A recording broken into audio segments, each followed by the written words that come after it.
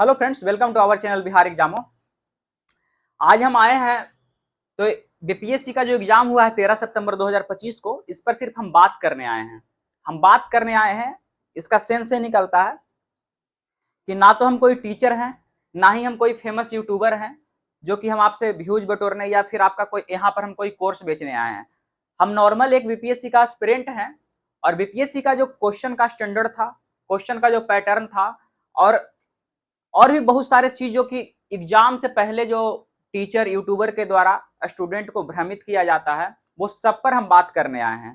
Question का pattern क्या था, क्वेश्चन का लेवल क्या था, यहाँ पर ना ही कोई हम कोर्स बेचने आए हैं ना कुछ करने आए हैं। तो हम सिर्फ वास्तविक चीजों पर हम बात करने आए हैं। अगर आप चैनल पर आ गए हैं तो प्लीज आप 15 मिनट पूरा ये वीडियो देखिएगा जरूर। अगर 15 मिनट अगर आप वीडियो देखते हैं उसके बाद इस पर आप किसी भी तरह का कमेंट करिएगा। पूरा 15 मिनट आप वीडियो देखिएगा। हम बस वास्तविक चीज जो है उस पर हम बात करने आए हैं। देखिए हो क्या रहा है कि अभी कल जैसी एग्जाम देकर के आए होंगे, पूरा आंसर की से पूरा भर गया होगा। आपका जो यूट्यूब का फीड होगा पूरा आंसर की से भर गया होगा, हर कोचिंग वाला आंसर की। जबकि हर एक साल हम लोग देखते हैं कि जो कोचिंग का आंसर की होता है आपका और जो आपका बीपीएससी आंसर की देता है, उसमें 7 से 10 क्वेश्चन का वेरिएशन होता है। और देख भी रहे होंगे बहुत बड़े बड़े कोचिंग, मतलब बड़कन कोचिंग से लेकर के छोटकन कोचिंग तक हाँ को क्वेश्चन में नहीं तक नहीं पढ़ रहा है कि क्वेश्चन में नहीं दिए हुए एनालिसिस करवा रहा है। नाम नहीं लेंगे लेकिन बड़े से बड़े कोचिंग ये चीज। और एक चीज और क्या हुआ था, एग्जाम से जस्ट पहले आपको सजेस्ट किया गया था बड़े बड़े कोचिंगों के द्वारा, बड़े बड़े यूट्यूबर के द्वारा कि आप 120 130 से नीचे कट ऑफ 120 130 से नीचे आप अटेम्प्ट नहीं लीजिएगा। हर एक कोचिंग वाला आपको बोला होगा कि 130 से नीचे 120 से नीचे अटेम्प्ट नहीं लीजिएगा। एग्जाम में क्या वो बैठने जा रहे थे क्या? ये जो अटेम्प्ट जो होता है क्वेश्चन के अकॉर्डिंग होता है, एग्जाम अवेयरनेस होता है। और वो एग्जाम अवेयरनेस उस एग्जाम में, उस पार्टिकुलर एग्जाम में जो एस्पिरेंट बैठा होता है उसको उस टाइम पता होना चाहिए कि इस क्वेश्चन में कितना अटेम्प्ट सही अटेम्प्ट माना जाएगा। लेकिन ये लोग कोचिंग वाला पहले ही फिक्स कर देते हैं और बच्चा को उस ओर मतलब झुका देते हैं कि हाँ 130 बोला गया है इनके द्वारा, फलना कोचिंग के द्वारा, 130 से नीचे कैसे लिए होंगे। अभी जब मिला रहे होंगे तो आपको लग रहा होगा कि ज्यादा अटेम्प्ट ले लिए, ज्यादा निगेटिव ले लिए। तो ये सारा चीज क्यों आखिर कोचिंग इस तरीके का काम करता है, ये सारा कुछ पर हम बात करेंगे। यहाँ सिर्फ और सिर्फ हम वास्तविक चीजों पर बात करने आए होंगे। आंसर की का खेल आप लोग खेल लिए होंगे, इस कारण हम थोड़ा सा लेट से वीडियो लाए होंगे। अब आप लोग खेल करके सब कुछ हो गए होंगे। अब हम लोग आते हैं, अब हमारी वीडियो को भी 10-15 मिनट आप देख लीजिए। पहले देखिए, जो मार्केट के सो कॉल्ड टीचर हैं, सो कॉल्ड कोचिंग है और जो बीपीएससी है, दोनों के जब आंसर की आता है, ये जो अभी आंसर की मिला रहा है और ये जब आंसर की देगा, दोनों में वेरिएशन 7 से 10 क्वेश्चन का वेरिएशन होगा। क्यों होता है वेरिएशन? हम लोग हर कुछ पर बीपीएससी को ट्रोल करते हैं, बीपीएससी को मतलब एक तरीके से क्वेश्चनिंग स्थिति में डाल देते हैं, बीपीएससी पर प्रश्न करते हैं। लेकिन बीपीएससी का जो क्वेश्चन होता है वो कुछ टेक्निकल क्वेश्चन होता है, वो शब्दों के साथ खेलता है, वो कंसेप्ट इस तरीके का रहता है। उसका बोला ही रहता है कि 4 ऑप्शन में सर्वोत्तम आंसर क्या है, उसका आंसर होना चाहिए, क्या आंसर है, नहीं हाँ में कंफ्यूजन करवाता है। वो सारा कुछ यही कारण, ये सारे टीचर क्या करते हैं, मार खा जाते हैं और 8 से 10 क्वेश्चन आपको अभी खुश कर देंगे या अभी नाराज कर देंगे। इसी कारण हम ये कहेंगे कि जो मिला लिए वो तो ठीक है, जो नहीं मिलाए हैं आप लोग आंसर की मिलाना बंद करिए। ये जो कोचिंग का जो भी मिलवा रहा है उसको बंद करिए। उससे बेहतर है 2-3 दिन आप चिल मारिए, 2-3 दिन में आंसर किया आ जाएगा। 2-3 दिन तक आप चिल करिए, एग्जाम दिए हैं, कहीं घूमिए फिरिए आराम से, मतलब पढ़ाई का थोड़ा सा 3 दिन आप रिलैक्स ले लीजिए। देखिए आगे हम बात करते हैं इस पर। ये तो हम बता दिए कि 7 से 10 क्वेश्चन का वेरिएशन रहेगा, इस कारण मिलाइए नहीं। अभी फिलहाल मार्केट में 3 टाइप का स्टूडेंट होंगे। अभी जो होंगे प्रेजेंट समय में, जिस समय हम वीडियो बना रहे हैं, इस समय भी 3 टाइप का स्टूडेंट होंगे मार्केट में। एक स्टूडेंट होंगे जो मोटा मोटी मिला लिए होंगे, मोटा मोटी मिला लिए होंगे क्वेश्चन को। एक स्टूडेंट होंगे जो अभी बिल्कुल भी क्वेश्चन नहीं मिलाए होंगे, वो मिलाना शुरू किए होंगे तो 10-12 क्वेश्चन गलती चल गया होगा तो वो मिलाने के लिए ही छोड़ दिए होंगे वो क्वेश्चन को। और एक वो स्टूडेंट होंगे जो इस पेपर को दिए ही नहीं होंगे। 3 टाइप के स्टूडेंट होंगे और तीनों का अलग अलग ओपिनियन होगा इस पर। पहला जो स्टूडेंट होंगे, पहला नहीं हम तीसरा पर बात करते हैं। सबसे पहले जो पेपर नहीं दिए होंगे, पेपर नहीं दिए होंगे, वो क्वेश्चन को जैसे ही देखे होंगे बोलेंगे बा क्वेश्चन ऐसे पूछता है, इतना इजी क्वेश्चन पूछता है। लेकिन इन स्टूडेंट से ये हम बोलेंगे कि ये जो क्वेश्चन है एक क्वेश्चन एग्जाम से आने के बाद उस क्वेश्चन का वैल्यू कूड़ेदान के बराबर हो जाता है। तो कूड़ा का कोई वैल्यू ही नहीं है, तो आप तो उस कूड़ा को देख रहे हैं। उस एग्जाम में बैठने के बाद उस क्वेश्चन का जो स्टैंडर्ड होता है, उस समय जो एग्जाम अवेयरनेस होता है, वो आप फिल ही नहीं किए, तो आपका ओपिनियन कोई मैटर ही नहीं करता है जो एग्जाम नहीं दिए हैं। तो इनका ओपिनियन कोई मैटर नहीं करता है क्या ये बोल रहे हैं। दूसरा, ये बच्चे हैं कि जो नहीं मिलाए हैं, ये जो बच्चे नहीं मिलाए हैं वो आए होंगे तो उनको तो लग रहा होगा कि सब क्वेश्चन मेरा सही जा रहा है। इनको इनका भी ओपिनियन फिलहाल अभी मैटर नहीं कर रहा है क्योंकि अभी मिलाए नहीं है। ये जो स्टूडेंट है जो मोटा मोटी मिला चुके हैं, इनको रियल इस पेपर का स्टैंडर्ड पता लगा होगा, किस पेपर का स्टैंडर्ड क्या है, जब एक एक क्वेश्चन को बारीकी से मिलाए होंगे। तो हम भी मिलाएं, हमको भी उसके बाद इसका स्टैंडर्ड पता लगा। बहुत बारीकी से, हम एक बार नहीं, हम 5 बार उस क्वेश्चन को एनालिसिस किए हैं, मतलब अभी तक उसमें से हम निकालने का कोशिश किया कि क्वेश्चन आखिर इसका पूछने का तरीका क्या है या पूछ क्या रहा है। हम बहुत गहराई से इसको एनालिसिस किए हैं, 2-3 बार किए। तो 3 टाइप का स्टूडेंट है। इन दोनों स्टूडेंट से आप सावधान रहिए फिलहाल, जो नहीं मिलाए हैं और जो पेपर नहीं दिए हैं। इन दोनों का कोई ओपिनियन मैटर नहीं करता है। जो मिलाए हैं उनको भी अभी फ्रस्ट्रेट होने की जरूरत नहीं। आप लोग को लग रहा होगा 75 नंबर आया, 80 नंबर आया, काट छाट के ज्यादा निगेटिव चल गया। मिला लिए हैं, अब आपको मिलाने की जरूरत नहीं है। आंसर की आने दीजिए बीपीएससी का, वेट करिए। ये पूरा वीडियो देखिए पहले आप, ठीक है। देखिए इसके आगे देखिए आप, जब हम क्वेश्चन को बारीकी से हम इसको देखें कि क्वेश्चन पहले पूछा कहां कहां से और कितना क्वेश्चन पूछा है, तो ये सारा निकला। इससे पहले हम आपको दिखा देते हैं, एक वीडियो हम पहले बनाए थे, ये वीडियो पहले बनाए थे। देखिए बीपीएससी में लोग, बीपीएससी को सही से पैटर्न को भी नहीं टीचर लोग पकड़ पा रहा है। करंट को अलग लिख रहा है, इकोनॉमिक को अलग लिख रहा है। देखिए करंट और इकोनॉमिक्स आपको ही पता है, एग्जाम दिए होंगे तो 45 क्वेश्चन मिला जुला करंट और इकोनॉमिक्स का क्वेश्चन है। इकोनॉमिक्स का क्वेश्चन ट्रेडिशनल क्वेश्चन नहीं होता है, इकोनॉमिक्स का क्वेश्चन डायनेमिक क्वेश्चन बनाया जाता है जो कि करंट से रिलेटेड क्वेश्चन हो। तो इसी कारण इस इकोनॉमिक्स को करंट में आप डाल करके देखिए, और इससे 45 क्वेश्चन है। देखिए हम जो वीडियो बनाए थे, 33 दिन का हम सीरीज एक चला रहे थे, उसमें देखिए हम यहाँ पर क्या लिखे हैं, करेंट और इकोनॉमिक्स 40 से 45 क्वेश्चन एक साथ हम लिखे हैं। कहीं किसी कोचिंग वाला नहीं लिखा होगा कि करेंट और इकोनॉमिक्स को एक साथ आप डाल करके इसको पढ़िए। हर कोई इकोनॉमिक्स का पूरा अलग से लिख रहा होगा 10-15 क्वेश्चन, करेंट का अलग लिख रहा होगा, लेकिन इकोनॉमिक्स का जो पैटर्न खास करके बीपीएससी में है वो अलग नहीं है, करेंट से जुड़ा हुआ आपका है। देखिए एकदम हूबहू लिखा हुआ है मेरा, करेंट प्लस इकोनॉमिक्स का 40 से 45 क्वेश्चन आपका लिखा हुआ है। मॉडर्न हिस्ट्री आप प्लस एंशिएंट हिस्ट्री मिला करके हम 10 से 15 और 15 से 16 30 क्वेश्चन। देखिए पॉलिटी से आपका 15 क्वेश्चन आया है। बाद में हम आगे ये भी जिक्र करेंगे कितना स्टैंडर्ड का क्वेश्चन था, कितना क्वेश्चन टफ था, कितना क्वेश्चन इजी था, कितना क्वेश्चन आपका मॉडरेट था। पहले देख लीजिए, करेंट प्लस इकोनॉमिक्स 45 क्वेश्चन था, पॉलिटी 15 क्वेश्चन था, साइंस से 30 क्वेश्चन था, हिस्ट्री से 30 क्वेश्चन था। हाँ इसमें हेरफेर हुआ है, बिहार और ज्योग्राफी वाले सेक्शन में हेरफेर हुआ है। बिहार प्लस ज्योग्राफी मिला करके 20 क्वेश्चन दिया गया है। तो ये दोनों में ज्योग्राफी और बिहार से क्वेश्चन मिला करके 20 को दिया गया है, तो इसमें हेरफेर आपको हुआ है। इधर क्वेश्चन आपका, और एप्टीट्यूड जो मैथ और रीजनिंग का जो क्वेश्चन था वहां से 10 क्वेश्चन रहता है, वही क्वेश्चन था। और पहले ही हम आपको बता दिए थे कि यहां से इतना क्वेश्चन आया, 98% तक मेरा ये अनुमान सही गया है।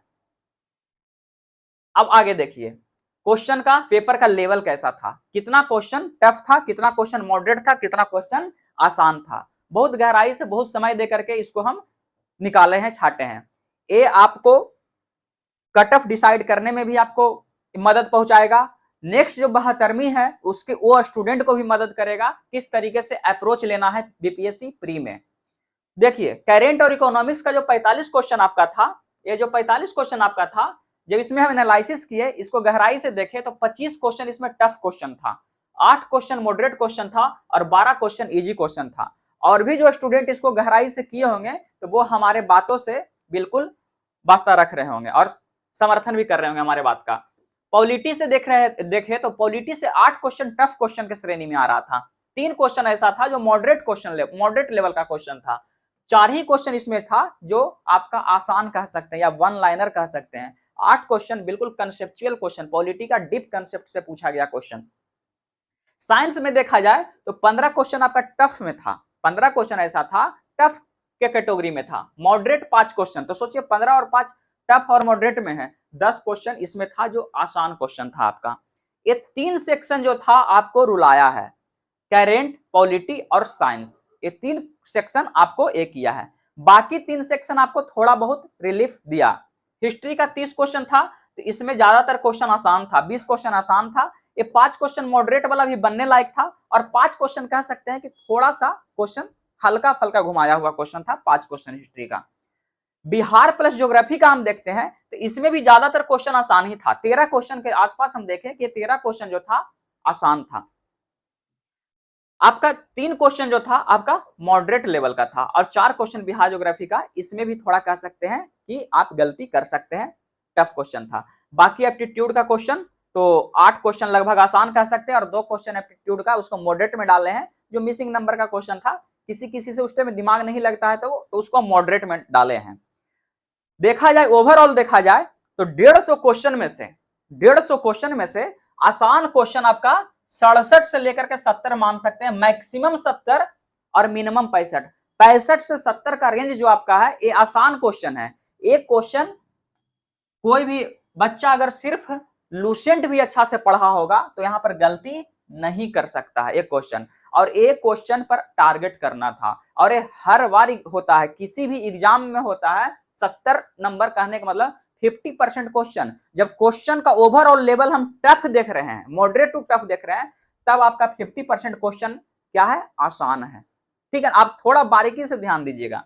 26 क्वेश्चन आपका मॉडरेट है, 26 क्वेश्चन आपका मॉडरेट है, यानी टफ और मॉडरेट मिला करके देखा जाए तो आपका 93 क्वेश्चन, 93 क्वेश्चन इजी और मॉडरेट। आगे हम बताएंगे कि जो 85 के आसपास ला रहे हैं उनका अप्रोच क्या था, और जो थोड़ा सा गिर गए 70 के आसपास में आ गए उनका अप्रोच क्या था। 57 क्वेश्चन पूरा पूरी टफ था, एक क्वेश्चन को हाथ भी लगाना नहीं था, मतलब अगर लगा रहे हैं तो आग के साथ आप खेल रहे हैं, सही हो गया तो ठीक है, नहीं हुआ तो ठीक है। एक क्वेश्चन को टच करना ही समझिए क्या था, इसमें सही जाने की संभावना था 10%, यहां पर सही जाने का संभावना आपका रहता 50-50, और यहां पर आपका 95% यहां है कि आपका एक्यूरेसी मेंटेन रहना चाहिए आसान क्वेश्चन में। मॉडरेट में 50% एक्यूरेसी, और ये तो हाथ लगाना ही नहीं चाहिए मेरे अकॉर्डिंग, तो हाथ अगर एग्जैक्ट इस 57 में 2 4 5 क्वेश्चन टफ अगर जान रहे होते हैं, लेकिन 10% यहाँ पर एक्यूरेसी उससे ज्यादा नहीं बन सकता है। अब देखिए आगे, ये तो हम लेवल की बात कर लिए कि लेवल कैसे कैसे था, इसको भी हम और थोड़ा सा कंक्लूड करते हैं, इसको हम कंक्लूड करते हैं। जब इजी और मॉडरेट को हम मिलाएं कि जो इजी सेक्शन था और मॉडरेट सेक्शन था तो टोटल 93 क्वेश्चन आ रहा है, इजी सेक्शन और मॉडरेट सेक्शन मिला करके 93 क्वेश्चन आ रहा है, इजी 67 और 26 मॉडरेट। जब हम मॉडरेट और टफ को मिला रहे हैं तो 83 क्वेश्चन आ रहा है, जो कि टेक्निकली पॉसिबल नहीं है स्टूडेंट से करना कि वो मॉडरेट भी कर दे और टफ भी कर दे, तो इसको स्टूडेंट बिल्कुल नहीं कर सकता, तो एकदम काट दीजिए, ये टेक्निकली करना पॉसिबल नहीं है, स्टूडेंट की बस की बात नहीं है। इजी प्लस टफ है, कोई सारा इजी सही कर दे और सारा टफ कर दे, ये भी पॉसिबल नहीं है, तो ये भी एकदम इसको भी काट दीजिए। तो ये दोनों टेक्निकली पॉसिबल नहीं है। टेक्निकली पॉसिबल कौन है करना, इजी क्वेश्चन कोई है कि सही कर सकता है 100%, मॉडरेट सही कर सकता है, ठीक है ना। मॉडरेट में क्या है, यहाँ पर 60-40 का अगर एक्यूरेसी है तो हो सकता है कुछ क्वेश्चन टफ सही कर दिया होगा, तो ये आपका टेक्निकली पॉसिबल है कि सही जा सकता है 90 प्लस, सही बोल रहे हैं, अभी निगेटिव कटेगा जो अलग बात है, 90 के आसपास में सही किए होंगे, जिनका अप्रोच जो होगा इजी के तरफ, मतलब कि जो तैयारी उसी हिसाब से किए होंगे कि इजी सेक्शन अपना बेसिक जो होता है उसको बना करके रखते हैं, टफ बने या ना बने वो अपना बेसिक बना के रखते हैं, उनका स्कोर गिरता नहीं है जल्दी। देखिए यही चीज हुआ है, इसी के आधार पर हम आपको कट ऑफ बता देते हैं कि कट ऑफ क्या जा सकता है, और इसके कट ऑफ हम लास्ट में बात करेंगे, कट ऑफ के बाद हम लास्ट में करते हैं, ठीक है ना। पहले हम बात करते हैं कि जो हम आपको बताएं, क्या बताएं आपको कि 93 क्वेश्चन ऐसा था, 93 क्वेश्चन ऐसा था जो इजी या मॉडरेट है, तो इससे ज्यादा जो एक मतलब कि कह सकते हैं कि एवरेज से अच्छा स्टूडेंट जो होगा, जो इजी भी 100% सही कर दिया होगा, मॉडरेट भी आपका 100% सही कर दिया होगा, उसका 93 मैक्सिमम सही हो सकता है, 93-95, कोई एक्स्ट्रा ऑर्डिनरी लड़का रहेगा तो 100 सही कर सकता है, ऐसा नहीं है, बहुत कुछ है, लेकिन उसकी संख्या 1% या 0 कुछ % हो सकता है जो 100 क्वेश्चन 105 क्वेश्चन सही जो 95 प्लस सही किए हैं वो उनको भी हम एक्स्ट्रा ऑर्डिनरी मानेंगे कि वो एक बहुत अच्छा स्टूडेंट है 95 से। और 5% किस्मत भी काम करता है कि अगर हम 10 गो जो तुक्का ले रहे हैं 2-3 गो सही चल गया तो वो भी मैटर करता है, बहुत मैटर करता है। लेकिन हाँ 90 प्लस जो भी सही किए हैं वो पक्का इजी और मॉडरेट के बदौलत, आप किसी से पूछ करके देखिएगा जो 90 प्लस सही किए हैं उनका इजी सेक्शन बहुत कम गलत गया होगा, 4-5% से ज्यादा उनका इजी सेक्शन गलत नहीं गया होगा। ठीक है, कट ऑफ पर हम बात करते हैं। पहले कट ऑफ ही हम बता देते हैं कि इसके अनुसार कट ऑफ क्या होना चाहिए। देखिए मेरा जो अपना एनालिसिस है कि अगर किसी का 93 सही जा रहा है वो स्टूडेंट जो इजी और मॉडरेट पूरा के पूरा सही करके आया है, लेकिन अटेम्प्ट किसी का भी 120 प्लस 120 से नीचे तो अटेम्प्ट ना कोई नहीं लिया होगा। 115 हार्डली, 115 से कम तो 2-4% स्टूडेंट होंगे जो 115, लेकिन जिनका भी रिजल्ट होता है 115 के आसपास लेते हैं, क्योंकि बीपीएससी एग्जाम में 100% एक्यूरेसी हो ही नहीं सकता है किसी का। तो जिनको भी रिजल्ट के आना है वो पहले ही सोच के जाते हैं कि 110 के आसपास हमको लेना है। 115 120 भी अगर लिए होंगे तो अगर यहां से हम देखते हैं तो 27 क्वेश्चन निगेटिव हो गया, 9-27, 93 में से जब 9 घटाते हैं तो कितना आ जाता है आपका 84। 93 में से 9 घटाते हैं तो 84। ये जो आपका मैक्सिमम जो हम कटअप बता रहे हैं, मैक्सिमम कटअप किसका होता है, यूआर का कटअप होता है 83 मैक्सिमम, इससे हम माइनस लिख दिए हैं। जब सबसे अगर मैक्सिमम गया 83 हो गया, हो सकता है 82 भी हो जाए, 81 भी हो जाए, 80 भी हो जाए, लेकिन 83 मेरा ही अपना निजी विचार है, मेरा अपना तर्क के आधार पर, हम आपको हम थोप नहीं रहे हैं आप पर, ये मेरा अपना तर्क के आधार पर हम बता रहे हैं, बस हम अपना ओपिनियन दे रहे हैं, आप लोग पर हम थोप नहीं रहे हैं इसको। 83 मैक्सिमम कट ऑफ जा सकता है जो जनरल कैटेगरी में है, मैक्सिमम हो सकता है 82 या 83 से ऊपर तो कोई कीमत पर नहीं जाएगा, एकदम गांठ बांध लीजिए, 83 मैक्सिमम है। लड़की का जो जनरल में है 71, लड़की जनरल जो है 71 मैक्सिमम, 71 प्लस जो भी गर्ल्स में है एकदम श्योर रहिए कि रिजल्ट उनका हो रहा है, क्योंकि लड़का लड़की का मिनिमम जो है 10 नंबर का गैपिंग रहता ही रहता है, हर कैटेगरी में 10 नंबर का गैपिंग बीपीएससी में रहता है। और जब क्वेश्चन का लेवल टफ हो 1/3 निगेटिव हो तो वो गैपिंग और बड़ा हो जाता है, लेकिन फिर भी हमें गैपिंग 12 नंबर ही रखे हैं। 83 71 लड़का है 83 प्लस श्योर रहिए, कोई भी कैटेगरी है, 71 लड़की है कोई भी कैटेगरी है श्योर रहिए। बीसी अगर है तो 76, बीसी अगर है तो 76 मैक्सिमम, मैक्सिमम 76। देखिए कमेंट में आकर के बहुत लोग बहुत कुछ बोलेंगे, लेकिन मेरा अपना विचार है, अपना ओपिनियन है, हम अपना रख रहे हैं। बीसी का 76 जाएगा मैक्सिमम कट ऑफ, इससे नीचे भी उतर सकता है। लड़की का बीसी में 65, लड़की का बीसी में 65, जिस दिन रिजल्ट आएगा, जिस दिन कट ऑफ आएगा, ये स्क्रीनशॉट हम आपको दिखाएंगे और रखे हुए रहेंगे। 71 ईबीसी जो बीसी बन जिसको कहते हैं बिहार में, 71 ईबीसी 71 मैक्सिमम कट ऑफ रहेगा। और ईबीसी में लड़कियां जो भी मिनिमम क्वालिफाइंग ले आई ऑल सिलेक्टेड हो जाएगा, मिनिमम क्वालिफाइंग जो लड़की पार कर रही है वो ऑल सिलेक्टेड लिखा जाएगा, देख लीजिएगा। ईडब्ल्यूएस -73, -73 73 मतलब मैक्सिमम, 73 से नीचे भी जा सकता है, 72 भी, 71 भी जा सकता है, 73 मैक्सिमम रहेगा ईडब्ल्यूएस का कट ऑफ। लड़की अगर कोई ईडब्ल्यूएस में है तो इसका ओबीसी के बराबर रहेगा 65, कितना 65 रहेगा। एससी अगर कोई लड़का है तो 65 मैक्सिमम कट ऑफ इसका जा सकता है, एससी का 65 से नीचे भी हो सकता है, लेकिन हम मैक्सिमम की बात किए हैं कि इससे ऊपर नहीं जाएगा आपका। एससी में कोई लड़की है वो भी ऑल सिलेक्टेड, अगर मिनिमम क्वालिफाइंग एससी गर्ल्स पार कर रही है ऑल सिलेक्टेड हो जाएगा। एसटी में लड़का मिनिमम क्वालिफाइंग पार कर रहा है ऑल सिलेक्टेड, एसटी में लड़की है मिनिमम क्वालिफाइंग ऑल सिलेक्टेड रहेगा। ये आप स्क्रीनशॉट ले लीजिए, जिस दिन आएगा रिजल्ट उस दिन देख लीजिए, काफी इसमें हम गहराई में जा करके इसको देखें, प्रीवियस ईयर कट ऑफ सब कुछ पैटर्न सब कुछ को देखते हुए, और आपको हम बताए भी कि इजी क्वेश्चन कितना था, टफ क्वेश्चन। टेक्निकली एक बच्चा जो एवरेज से थोड़ा अच्छा है वो इजी 100% सही कर दे ऐसा भी नहीं होता है, 2-3% गलत हो सकता है इजी में भी, 3-4% गलत हो सकता है। मॉडरेट क्वेश्चन कोई पूरा सही कर दे वो भी टेक्निकली पॉसिबल नहीं है, उसमें भी 15-20% क्वेश्चन गलत हो सकता है। और टफ में 15-20% क्वेश्चन क्या है कि उसके लक फेवर में आ गया, उसके फेवर में आ गया वो क्वेश्चन, तो वो टफ क्वेश्चन 10-20% सही कर देता है। ओवरऑल इजी और मॉडरेट को ही आप बना सकते हैं, कट ऑफ का आप रेंज बना सकते हैं, ठीक है। तो ये ओवरऑल हम उसी के आधार पर आपको बताए हैं, आप लोग इससे कितना बाकी रख रहे हैं आप कमेंट बॉक्स में बताइएगा। अब देखिए बीपीएससी का पेपर तो पूरा टफ था, हर जगह बोला जा रहा है, बताया जा रहा है, जो जेन्युइन में था भी टफ। अब यहीं पर खेल शुरू होगा कोचिंग का, यहीं पर कोचिंग का खेल शुरू होता है, और इस आपदा में अवसर कोचिंग ढूंढ लेगा। ये जो आपदा है इसमें अवसर कोचिंग ढूंढ लेगा कि क्वेश्चन का लेवल टफ था तो बिना कोचिंग किए हुए आपको 72वीं में तो नहीं होगा। अब आपको पढ़ना पड़ेगा, अब आपको कोचिंग ज्वाइन करना पड़ेगा, अब आपको ये करना पड़ेगा, वो करना पड़ेगा, जो आप पहले से करते आ रहे हैं। एक कोचिंग वालों के लिए एक तरीके से आपदा में अवसर मिल गया है कि पेपर का लेवल टफ था, बच्चों को अब किस ओर मोड़ा जाएगा, कैसे मोड़ा जाएगा, लेकिन इसमें मेरा तर्क अलग है।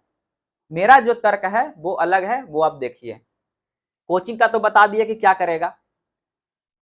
देखिए जिनका भी रिजल्ट हुआ है, जिनका भी रिजल्ट हुआ है, पहले बता देते हैं कि जिनका भी रिजल्ट होता है या उस रेंज के अंदर आ रहे हैं, जो कट ऑफ हम बताए हैं उस रेंज के अंदर आ रहे हैं, तो श्योर मानिए कि आपका रिजल्ट हो रहा है। तो जिनका भी रिजल्ट के जो अंदर आ रहे हैं, और रिजल्ट में टफ या आसान जो है, जो पेपर टफ हो या इजी हो, कभी भी कंपटीशन एग्जाम में इसका फर्क नहीं पड़ता है। आपका जो कंपटीशन है वो क्वेश्चन से नहीं है, आपका कंपटीशन स्टूडेंट से है। कंपटीटिव एग्जाम का यही एक तरीके से कह सकते हैं नेचर है कि क्वेश्चन आसान हो टफ हो, वो सबके लिए था। जो क्वेश्चन 50 क्वेश्चन टफ था वो सबके लिए टफ था, आपसे नहीं बना तो औरों से भी नहीं बना, तो वहां पर आपका डिसाइड नहीं हो रहा है ये चीजें। होता क्या है, ये जो कंपटीशन एग्जाम है इसमें आपका स्टूडेंट से कंपटीशन है, ना कि क्वेश्चन से कंपटीशन। इस चीज को गांठ बांध लीजिए, हमेशा ये चीज बोला जाता है क्वेश्चन टफ आ गया, क्वेश्चन टफ आ गया, अब टफ पढ़ना पड़ेगा, अब सारा किताब इधर से उधर, पूरा गीता और वेद सबको इधर से उधर पलटना पड़ेगा, होबे नहीं करेगा। तो अरे भाई आपका क्वेश्चन से क्या लेना देना है। क्वेश्चन 150 था ना, मैक्सिमम कट ऑफ कितना बताएं, 83 नंबर बताएं। क्यों? क्योंकि डाउन हो गया, 100 नंबर थोड़ी गया, 83 नंबर बता रहे हैं, डाउन हुआ है क्योंकि। तो क्वेश्चन टफ है, कट ऑफ गिरेगा, क्वेश्चन आसान है, कट ऑफ बढ़ेगा। आपका कंपटीशन हर हाल में स्टूडेंट से है। 1200 जो सीट है, यानी कि 12,000 आप बेस्ट स्टूडेंट हैं, जो इतना भी फॉर्म भराया है 4,70,000, उसमें से जो बेस्ट 12,000 होंगे उनका सिलेक्शन होगा, चाहे वो क्वेश्चन आसान हो चाहे क्वेश्चन टफ हो, वो सबके लिए था। तो बेस्ट 12,000 का यहाँ पे सिलेक्शन होगा। मोस्ट ऑफ द स्टूडेंट जो भी इस रेंज के अंदर आ रहे हैं, 85 प्लस ला रहे हैं, 85 प्लस या माइनस के आसपास आ रहे हैं, +1 या -1 2 के आसपास आ रहे हैं। मोस्ट ऑफ द स्टूडेंट क्या होंगे, जो 85 के आसपास जिनका राउंड फिगर में आ रहा हो काट छाट के, वो क्या किए होंगे, आसान क्वेश्चन 90% सही किए होंगे, 90 to 95% सही किए होंगे आसान क्वेश्चन। टफ क्वेश्चन को वो क्या किए होंगे, स्किप किए होंगे। टफ क्वेश्चन में वो निगेटिव नहीं लिए होंगे, टफ क्वेश्चन स्किप किए होंगे, कुछ क्वेश्चन को किए होंगे। मॉडरेट क्वेश्चन में क्या किए होंगे, थोड़ा निगेटिव और थोड़ा पॉजिटिव हुआ होगा, यानी कि उनका जो ताकत है वो आसान क्वेश्चन है, जो कि आपको कोई कोचिंग नहीं बताएगा। ये आसान क्वेश्चन पर फोकस करने के लिए कोई कोचिंग आपको नहीं बताएगा। यही जो भी 85 के राउंड फिगर में आ रहा है वो यहीं पर सही किया है, आसान क्वेश्चन में वो 90 से 95% सही किया है।